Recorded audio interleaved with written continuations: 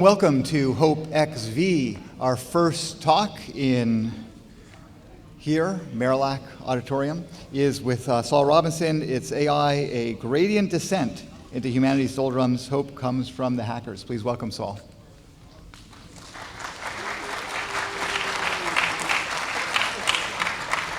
Right, thank you all for coming today. Thank the organizers and thank the people who are working through this entire conference. It's much appreciated, and speaking here is an honor. So let's begin. The proponents of AI claim that a new world lies before us. LLMs and generative AI are the future. This new world is usually presented in one of two ways. In the first version, machines emerge that are smarter than humans, that can teach themselves and will take your job and ultimately take over the world. In the second vision, we hear tales of a utopia, a life of leisure, without the need for any of us to work. But as I see it, there are ulterior motives for presenting both these futures. Fear makes people pay attention. That fear makes politicians pay attention, and they write laws in response. The advisory committees to those politicians are stacked with corporate visionaries who make suggestions that favor the same corporations that are provoking our fears. Having the utopian narrative available provides a handy counterbalance to this fear. So in this way, the AI will neither be regulated away nor unregulated, but regulated just enough to benefit those driving the agenda. So as impressive as AI is, and specifically generative AI, we're a long way from intelligence.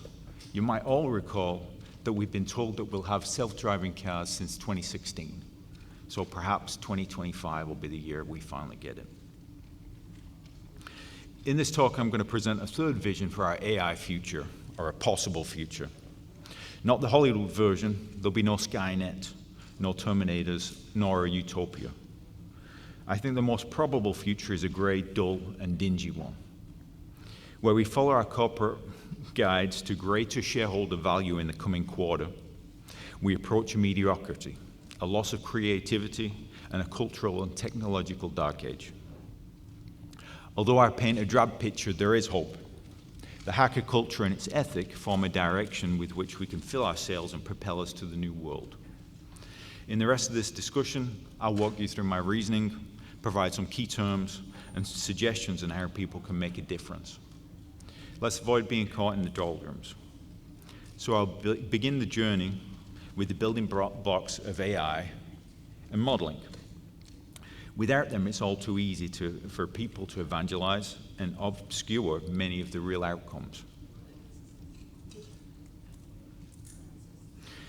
The process of modeling begins with data.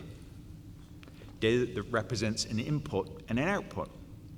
The job of a model is to take some input data and generate the desired output. So the model is just a machine or a function containing one or more variables. The utility of the machine is measured on how frequently it predicts correctly. In order for it to achieve this utility, we just have to adjust the model variables until the model gets closer to what we desire. So during training, we twiddle the knobs of the machine until we've minimized the error. So how do we twiddle? Well, the common approach is gradient descent, which is why it's part of the name of this talk. But before we go there, let's address some fundamental components of data, the input, the output, the error, and our accuracy measures. So if we ask 10 people to define what data is, we'll almost certainly get 11 different answers. I'll choose a broader description than the one given here by Merriam-Webster, and soon you'll see why.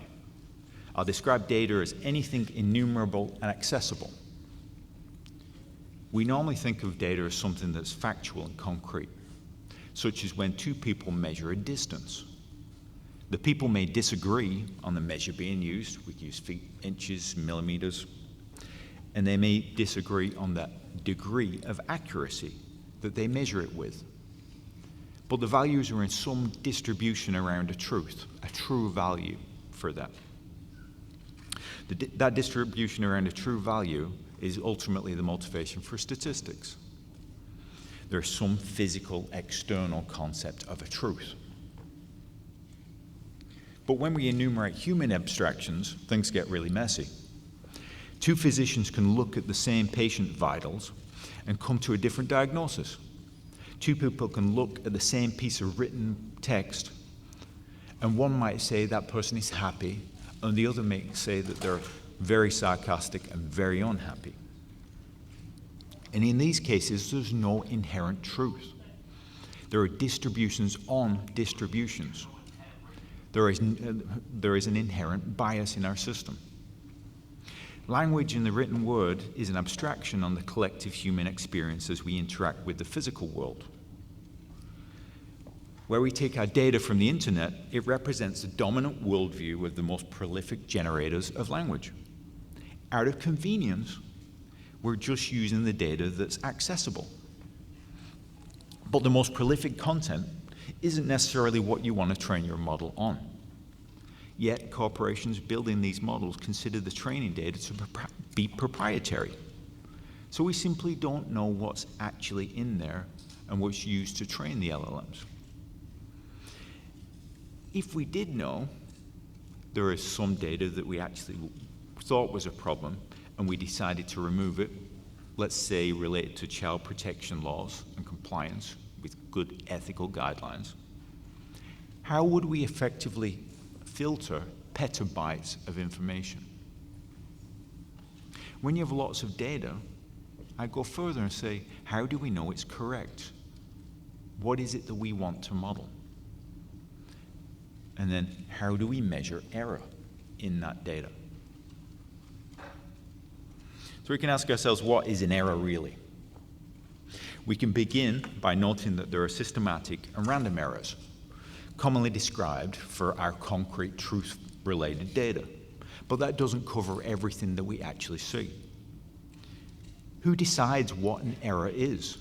Because somebody actually decides that. There are different kinds of errors. Logically, we have to see different kinds of errors. And some errors we care about more than others. Some errors have greater negative outcomes than others.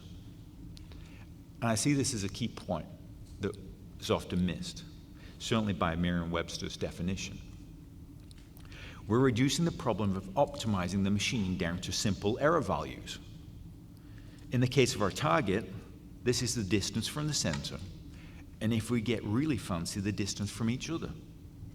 But we also have to think that someone designed that target. Somebody set the distance of that target, all of which make a difference. We're completely ignoring the cost of all those errors and who gets to decide what the error is. So I'd ask, what if the cost of an error is a human life? What if the error itself causes an injustice? In our target example, are the points on the third ring more harmful to people than those on the second ring? Does the left versus the right side affect different groups more significantly? And I'll introduce one more error here that's not given sufficient attention, that of time. Our existence, the data we generate, and the error labels that we assign are temporal. What is considered by some as an error today might not be tomorrow. For example, if we built a model of recruiting to recruit shipyard workers, trained today, it will predict that advertisements should target men. But if this was during World War II, that same advertisement model would target women. And of course, we're looking at 20 years of the internet as our data, and that's a long time. So now that we have the concept of data and error, the inputs and the outputs from the model, and how we measure differences from real values, let's consider how to train a model. Where we know the mathematical description of our model, we can determine how quickly each parameter will move us towards the desired outputs. The rate of change of the output model caused by each parameter in our model is its gradient. By rearranging our model formula, we can reduce the error by descending along its gradient until our model fits. All we need to know is the equation of our model, its rate of change by each parameter in that model, and the error between the model output and our desired output. Where we have two outputs, we can compare them, square the result in the least squares method. So simply, when we compare the machine output with our real output, how far off is it in absolute terms? This is the error that you see. If the outputs match perfectly in all cases, then our least squares error value is 0.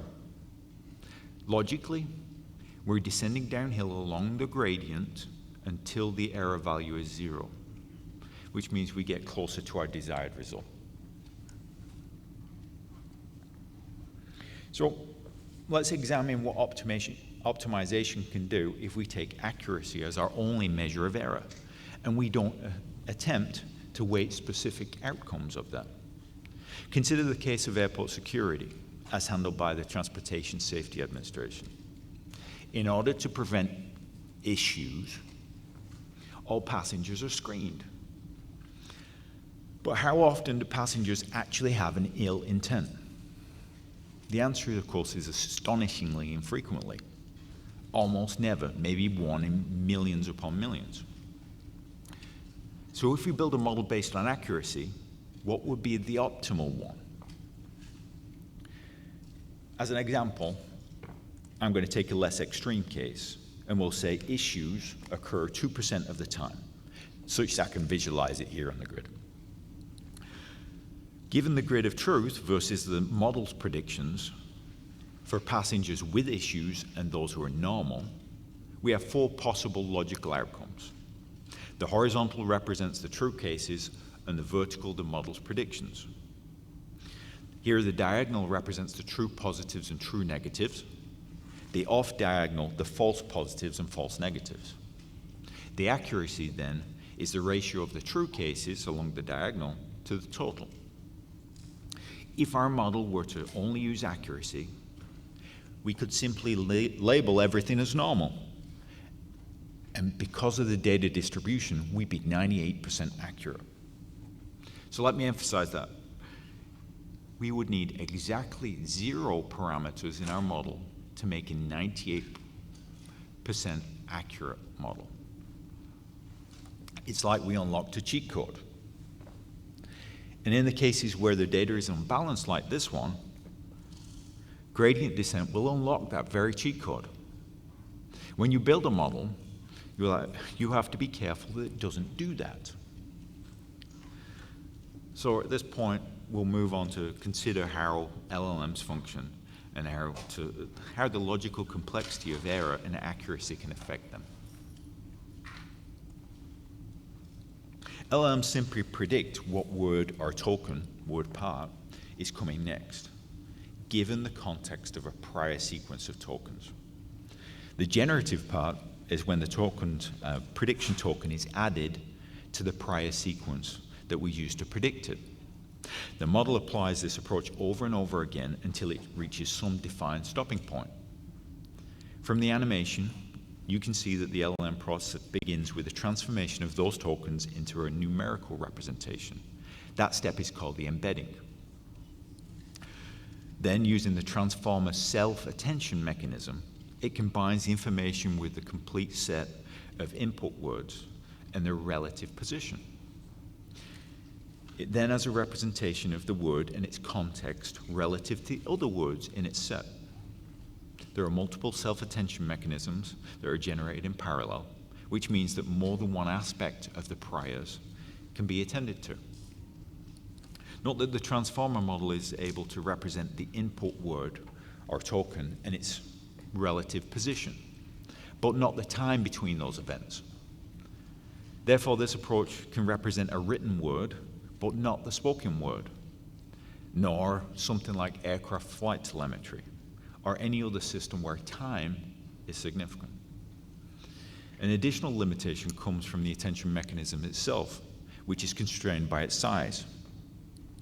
Building a model to predict the next token is done with as much data as available. So basically the last 25 years of the internet. It's trained on our past, 4chan, warts and all. At this stage, the model isn't particularly useful. It's a little feisty and reflects a past that we're all embarrassed by. So this culture of the past, not the current environment, is what we use. And it's certainly not a culture that we aspire to be. So now we're going to take our petulant child of a model to a finishing school. So what we get is a model that acts more like an adult. The finishing school is called reinforcement learning from human feedback. Here humans provide the model an education by grading its responses. This feedback is used to retrain the model to output responses that will better generate rewards from the humans. The petulant child is trained to be nice. And note that here I'm using the archaic, ungendered meaning of nice. That is, foolish, ignorant, frivolous, and senseless. But we go one step further, and we ask, whose idea of nice are we talking about? The finishing school is staffed by a group of people, each with their own individual worldviews, experiences, and education. They are given directions on how to grade the model responses by their employers. The model is then retrained to generate responses that are more appealing to their staff. In my mind, this begs several questions. Who selects the model's teachers? Who decided and approved the grading system? The responses are appealing to whom exactly? And what does this training actually result in? We can all guess the answers. Nothing that will make the brand look bad, nothing that will increase company liability, nothing that could be interpreted as dangerous, and nothing that could be seen as culturally unacceptable. So we're going to get rid of most of the 4chan data. So the model is being trained not only to be nice, but also to toe the corporate line. So in this regard, the word nice doesn't quite cover the scope. I'm personally fond of the word glib, because I think it reflects the corporate slick. But in recent academic work, it's been described as bullshit. So perhaps a better description would be, it's glib bullshit. So now that we've reviewed error, optimization of our LLM, let's consider the model itself and how it differs from the world that we're trying to understand. Remember, the model isn't human.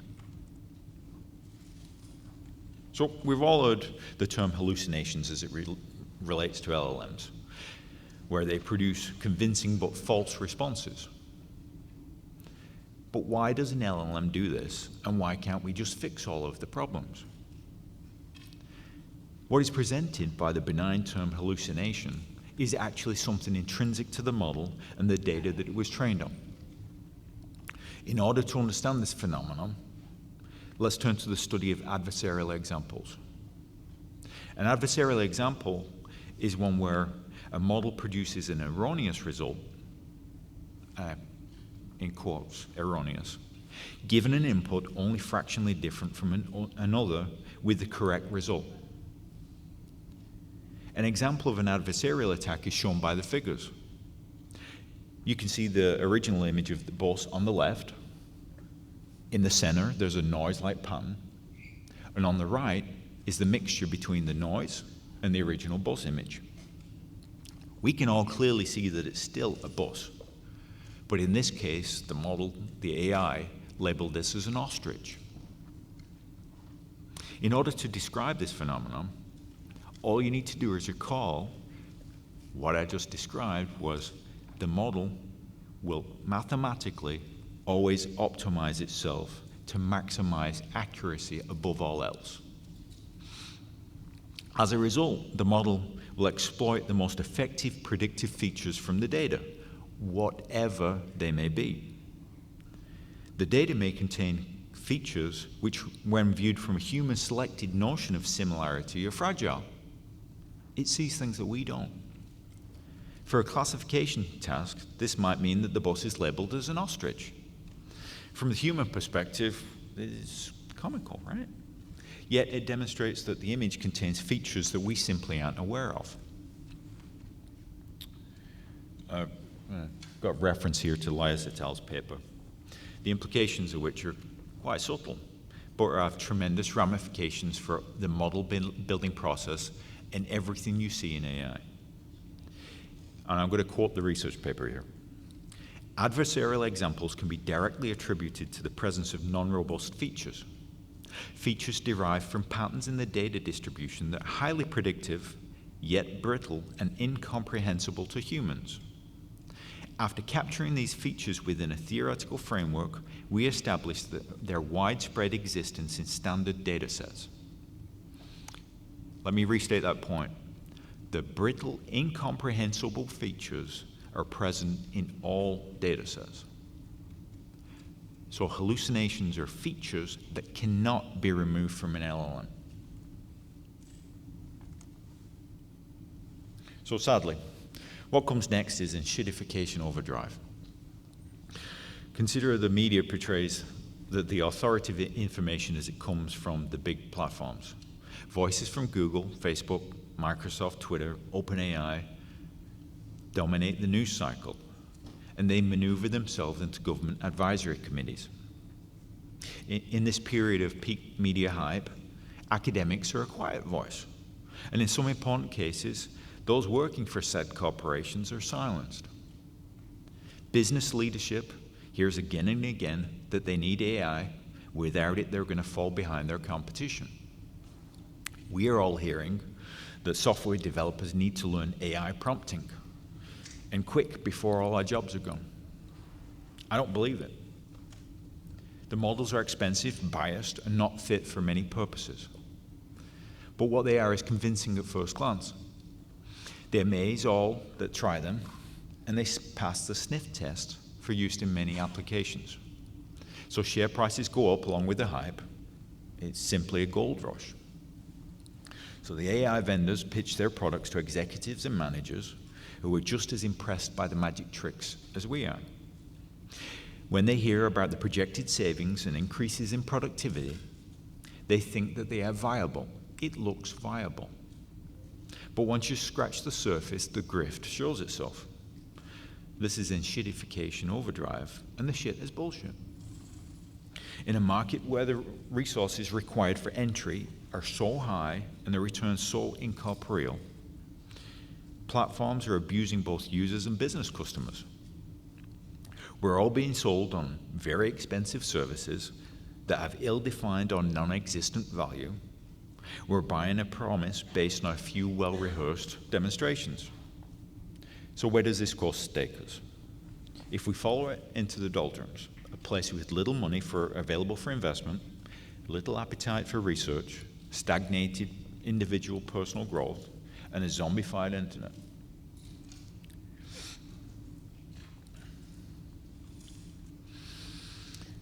The year 2023 marked the widespread adoption of large language models. The LLMs are a synthetic voice. They're now prolific on the internet, and that voice is not easily delimited from real human data. The scammers simply don't have to work so hard to create content, to build sock puppets, or bypass filters. Students don't have to struggle to understand the unending wit of Shakespeare, and meeting minutes don't have to be decomposed and considered. But this inhuman voice is a saccharine sweetness on the palate of the true human condition. And my allegory here is steel made after the detonation of the first atomic bomb is contaminated with nuclear fallout. It's because of this contamination that Geiger counters and other sensitive scientific instruments can't be made of it. The internet prior to 2023 is the last generally available uncontaminated research data for language. The contamination affects future models and not only those models in English.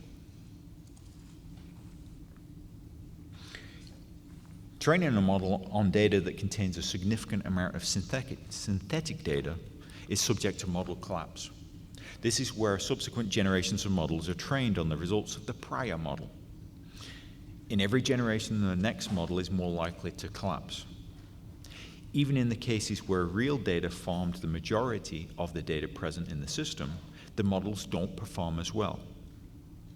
As subsequent models are trained, the defects become more common. So, LLMs based on the current technology are eventually going to get worse, as is the internet in general. So I think that generative AI is just about past peak hype. There's an increasing body of research and evidence in the practical applications of LLMs. Of the many applications, few are actually financially viable. Economists now are predicting that negligible improvements in productivity, along with negative social outcomes. And of course, we all know that the automated scams online are getting way, way better. So where are the gains, and what is the killer app that we see for LLMs right now? So let's keep in mind that generative AI is a probabilistic system, and it's expensive to run. And then we can consider what industries it's most palatable to. So on the vertical axis, we have risk. Higher meaning that we have a greater impact. High on that scale, we can place aviation and medicine. Here, human lives are on the line.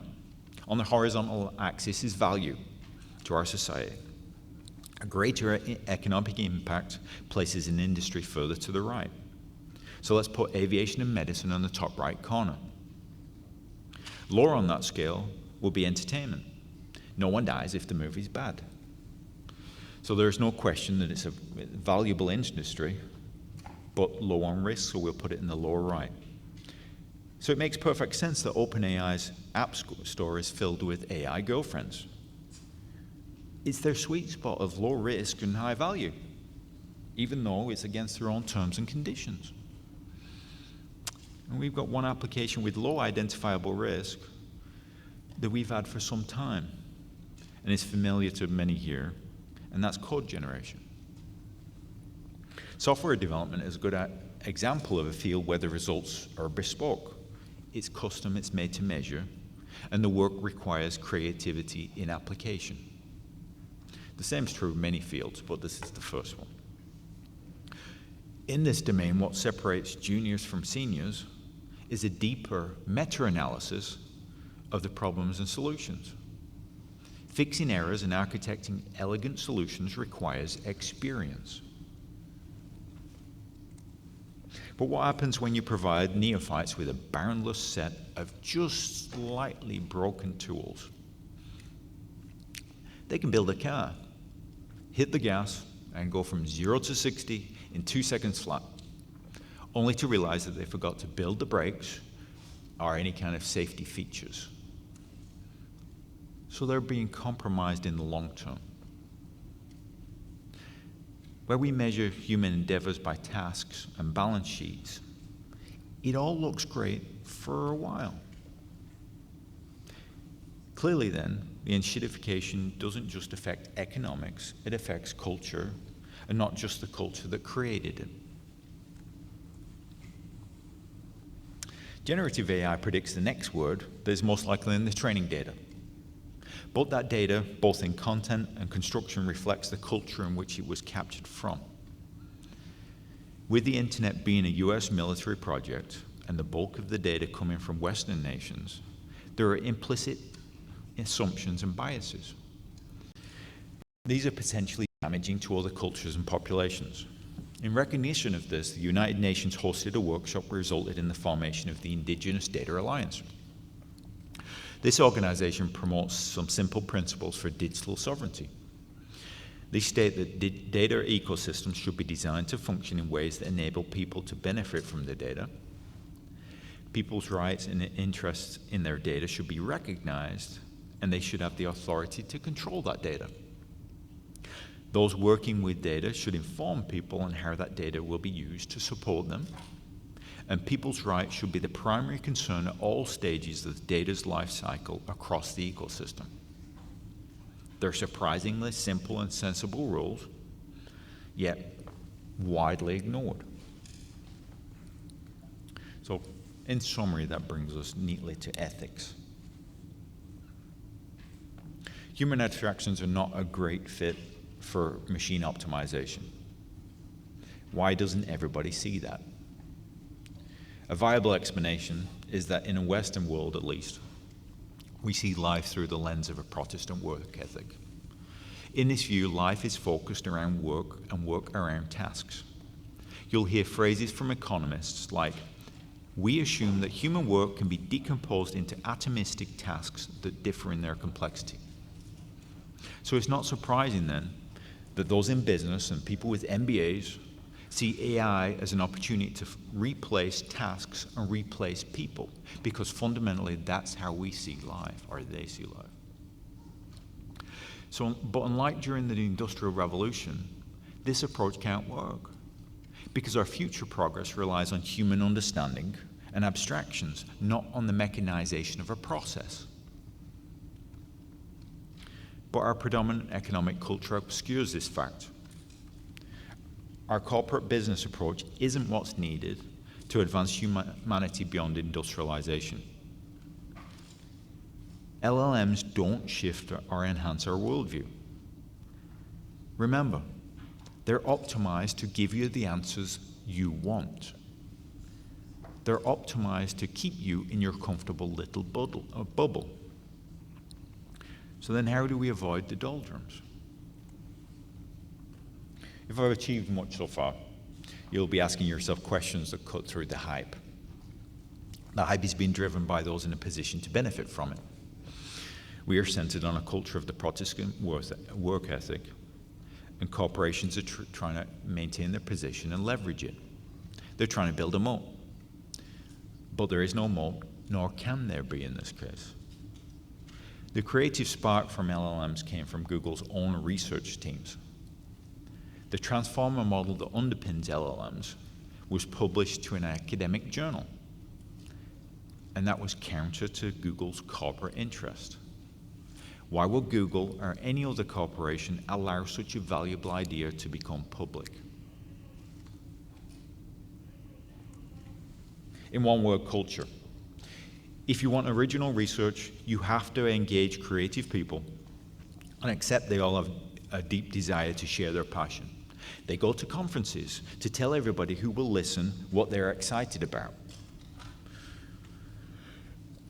And that they all want to share their victories so that all others may benefit. They think it's cool to forward human knowledge. They like to have multiple ideas that they're working on, knowing full well that they'll never finish some of them. They like to measure themselves by the books that they haven't quite gotten around to reading just yet. And none of this works if we assume that humans can be decomposed into atomistic tasks. None of this works with tickets and deadlines. So we could imagine a conversation between a project manager and a researcher. If our project manager said, "Well, when will you be finished with this groundbreaking approach to text prediction?" Our researcher might say, "Well, I'll have a right good think about it this sprint." And after a couple of weeks, our project manager comes back and says, "Do you have that text prediction approach completed yet?" And our researcher would be, "No, not even close. But I did explore some really interesting stuff." And I want you to take careful note of when I say explore some really interesting stuff. Exploration requires open access and an assurance that published materials could be of interest. The word interest means that it has some substance, which requires a public and professional scrutiny. It's that openness of the academic process that allows anybody to be a knower. Anyone can publish to an academic journal. They have a blind review process where the viewers don't know who the authors are. And it's at this point we get into some ethics and epistemology, so let's be specific for a second. I'm making the claim that there's little difference between an academic researcher and a hacker, except perhaps getting paid. The dominant commercial culture that leads us towards the doldrums can be characterized by a focus on work. Money, optimization, agility, stability, determinacy, and culpability. You'll see the same sentiment in all get ahead in business books. It's the cultural approach that brought us to the glib bullshit. The post-industrial world of AI is in need of some creative maladjustment. And if we want something other than shitification, we need to embrace a hacker culture. So what is the hacker ethic? I'm taking the description from Pekka Himinen's book from 2001. In this book, Himinen takes us on a journey starting from the Protestant work ethic, Calvinism, the hegemony, and the emergence of the hacker culture.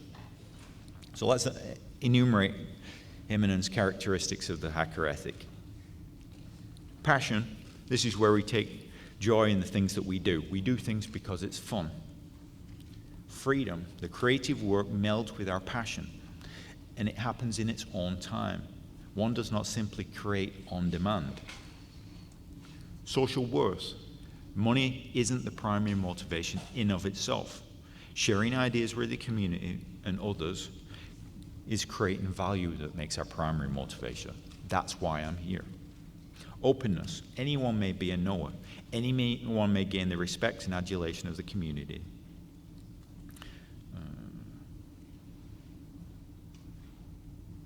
Activity, or expression in action, meaning that people are free to express themselves in their actions and have a privacy necessary to protect an active culture.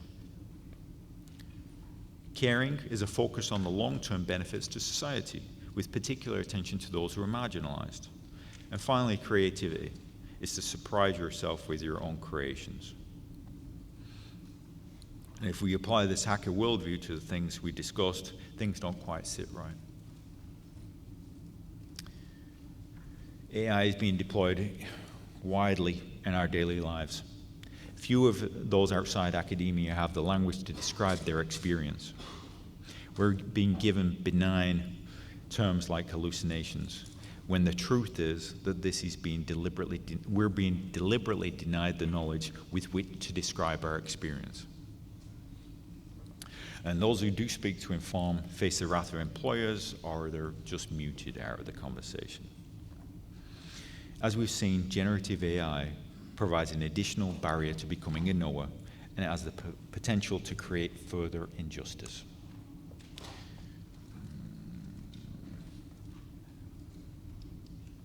With generative AI, people can build things that they don't know how to fix, or worse, cannot be fixed. But failure is an essential part of learning, especially where we're pushing the boundaries of human knowledge. I would argue that creativity requires that we fail. Where AI reduces the little failures that build our understanding, we're failing in the uncool way. But is there a better course? And this is really my last slide, so this will be okay. Remember that economists assume that human work can be broken down into atomistic tasks. This really doesn't work. So what we need to do is create a framework by which we can build our understanding moving forward and leverage AI as a tool to inform and change our worldview.